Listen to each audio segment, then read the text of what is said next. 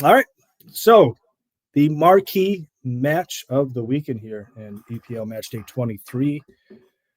We've got Man City taking on Chelsea at home.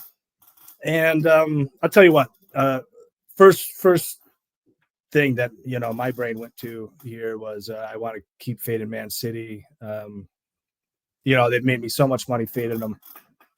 All that said, they've been a little bit stronger in league thus far.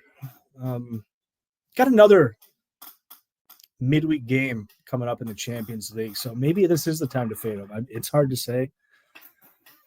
That's not really where I'm looking quite yet. Chelsea, on the other hand, really strong start. A lot of people were talking about maybe they would be challenging for a title this year. They've fallen off a little bit. Man City, everybody thought would be challenging for a title. I don't think that's going to happen. I think that boat has sailed. But both of these teams, they're in 4th and 5th, so they are challenging for a berth in the European competitions next year. Hopefully, from their perspective, Champions League. It's a big game for both of them. And they're going to come to play here. If you were around on the Wednesday live stream, I think a lot of the same considerations, kind of apply here.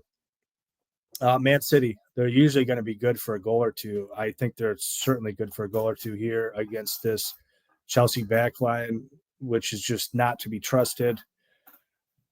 On the other hand, Chelsea, they're a very different team than PSG, but for the same reasons that I like the over in that PSG game, which cashed for us in the midweek, I like the over here. This Chelsea team has a lot of firepower. They can do it multiple ways.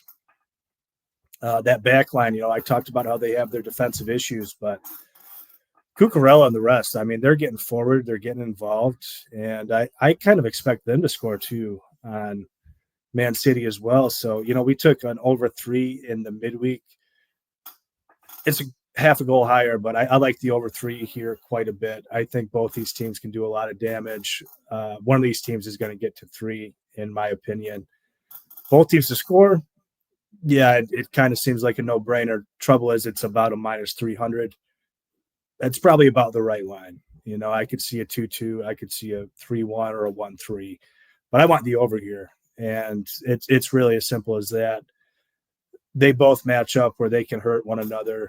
And, in the meantime, this Man City team, especially since they've lost some of their better defensive stoppers, Rodri in particular, their corners are just sailing way over. I like the Man City team total corners over first half and full game.